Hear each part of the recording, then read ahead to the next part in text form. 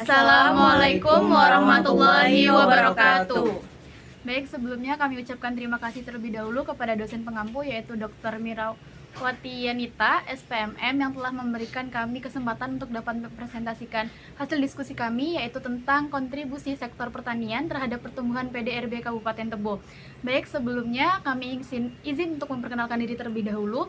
Kami dari kelompok 6, perkenalkan saya Setia Kholifatul Marifah dengan NIM D1B022022. Dan saya Ogi Saputra dengan NIM D1B0020223. Saya Melani Zulfitria dengan NIM D1B022021. Saya Bima Yusril dengan NIM D1B022024. Baik, untuk materi yang pertama langsung saja akan dijelaskan oleh Bima. Kepada Bima, saya persilahkan. Baiklah, yang pertama pengertian PDRB. Produk Domestik Regional Bruto merupakan nilai tambah bruto seluruh barang dan jasa yang tercipta atau dihasilkan di wilayah domestik suatu negara yang timbul akibat berbagai aktivitas ekonomi dalam suatu periode tertentu, tanpa memperhatikan apakah produk-produk yang dimiliki residen atau non-residen.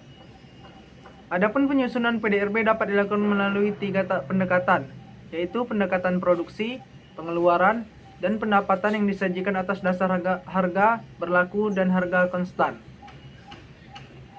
Yang kedua, kegunaan PDRB. Adapun kegunaan PDRB untuk mengetahui tingkat dan pertumbuhan pendapatan masyarakat, perlu disajikan statistik pendapatan nasional atau regional secara berkala untuk digunakan sebagai bahan perencanaan pembangunan nasional atau regional khusus di bidang ekonomi. Angka-angka pendapatan nasional atau regional dapat dipakai sebagai bahan evaluasi dan hasil pembangunan ekonomi yang telah dilaksanakan oleh berbagai pihak, baik pemerintah pusat, daerah maupun swasta. Yang ketiga, sektor pertanian. Sektor pertanian adalah salah satu sektor yang menjadi pusat perhatian dalam pembangunan nasional, khususnya yang berhubungan dengan pengolahan dan pemanfaatan hasil-hasil strategis terutama yang menyangkut kondisi pangan. Baiklah, materi selanjutnya akan dijelaskan oleh Saudari Melani. Baiklah, materi selanjutnya adalah ruang lingkup sektor pertanian yang dibagi menjadi 5. 1. Tanaman pangan.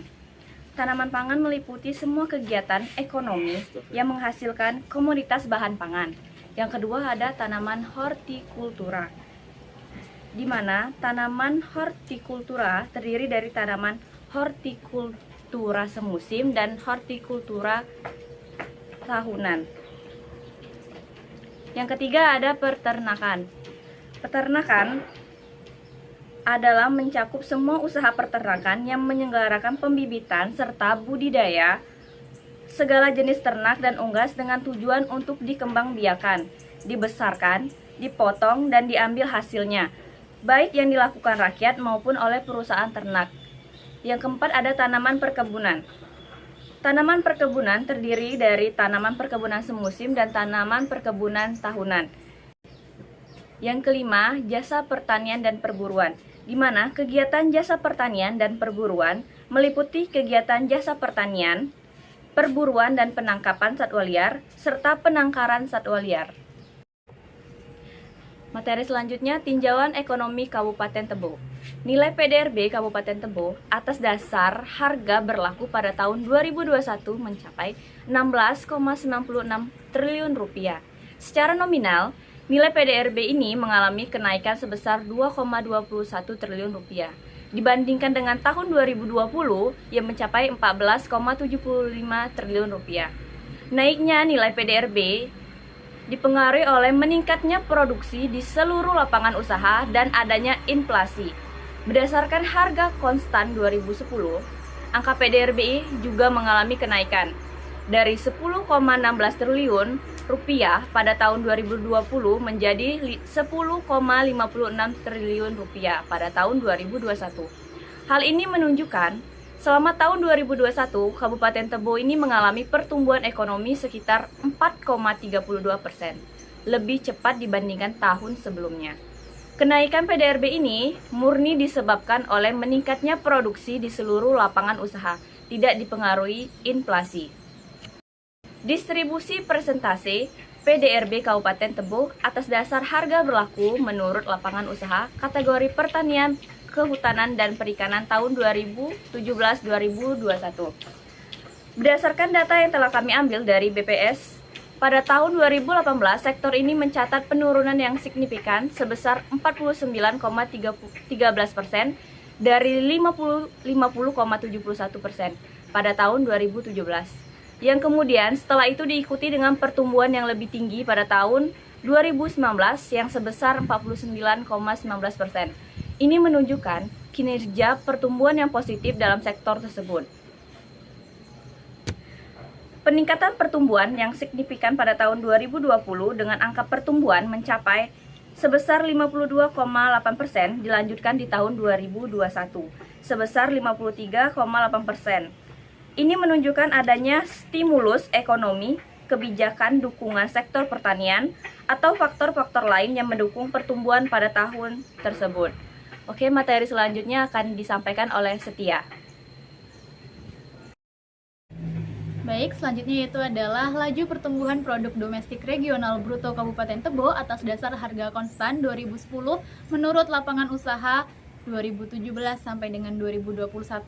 Berdasarkan data yang kami ambil dari BPS, pertumbuhan ekonomi pada kategori pertanian, kehutanan, dan perikanan berfluktuasi selama 5 tahun terakhir. Berdasarkan data dari tabel tersebut, laju pertumbuhan PDRB Kabupaten Tebo atas dasar harga konstan mengalami penurunan terus-menerus dari tahun 2017 sampai dengan tahun 2020. Dalam hal ini mengalami pertumbuhan yang negatif yaitu dari 5,98% menjadi 2,41%. Hal ini terjadi akibat pengaruh dari dampak pandemi COVID-19 di tahun 2020. Pada tahun 2021, tingkat pertumbuhan untuk kategori ini adalah 3,73%. Angka ini meningkat pertumbuhannya jika dibandingkan dengan 2020 yang sebesar 2,41%. Hal ini terjadi karena pada tahun 2021 terdapat peningkatan produksi berbagai komoditas pertanian. Fenomena yang mempengaruhi ini adalah harga pasar dan permintaan pasar. Menurut data yang kami ambil di atas yaitu adalah rata-rata pertumbuhan PDRB selama tahun 2017 sampai dengan 2021 yaitu sebesar 4,38%. Selanjutnya yaitu adalah PDRB per kapita. Salah satu indikator tingkat kemakmuran penduduk di suatu daerah atau wilayah dapat dilihat dari nilai PDRB per kapitanya, yang merupakan hasil bagi antara nilai tambah yang dihasilkan oleh seluruh kegiatan ekonomi dengan jumlah penduduk. Oleh karena itu, besar kecilnya jumlah penduduk akan mempengaruhi nilai PDRB per kapita. Sedangkan besar kecilnya nilai PDRB sangat tergantung pada potensi sumber daya alam dan faktor-faktor produksi yang terdapat di daerah tersebut. PDRB per kapita atas dasar harga berlaku menunjukkan nilai PDRB per kepala atau per satu orang penduduk, yaitu adalah PDRB per kapita di Kabupaten Tebo, yaitu nilai PDRB per kapita Kabupaten Tebo atas dasar harga berlaku sejak tahun 2020 hingga 2021 mengalami kenaikan. Pada tahun 2020, PDRB per kapita tercatat sebesar 30,09 juta rupiah.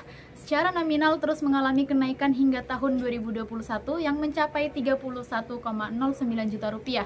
Kenaikan angka PDRB ini per kapita yang cukup tinggi ini dipengaruhi oleh faktor inflasi. Baik, untuk materi selanjutnya yaitu akan disampaikan oleh Ogi Saputra. Kepada Ogi, saya persilahkan. Laju pertumbuhan kategori pertanian, kehutanan, dan perikanan Kabupaten Tebo pada tahun 2017 sampai dengan 2021.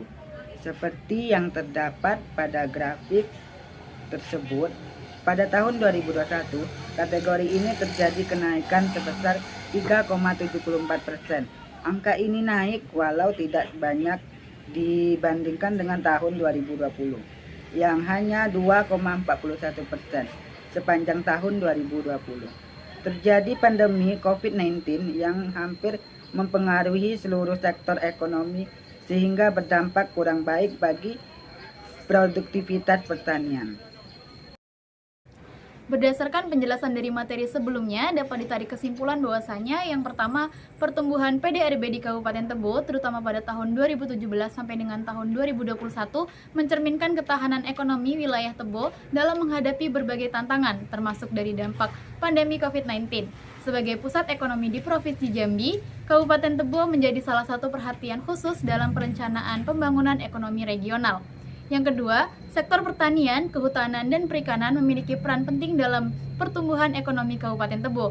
Data menunjukkan bahwa pertumbuhan positif dalam sektor ini telah berkontribusi positif terhadap PDRB, dapat memicu pertumbuhan sektor-sektor terkait, dan mendukung ketahanan pangan masyarakat setempat. Namun perlu diingat bahwa sektor ini juga dapat dipengaruhi oleh faktor-faktor eksternal seperti cuaca dan perubahan harga komoditas. Baik, yang terakhir yaitu adalah kebijakan dan upaya dukungan terhadap sektor pertanian, kehutanan, dan perikanan menjadi sangat krusial untuk menjaga pertumbuhan yang berkelanjutan.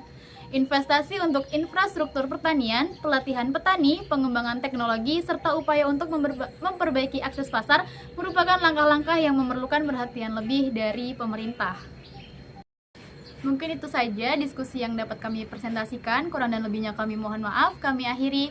Wassalamualaikum warahmatullahi wabarakatuh. Terima kasih.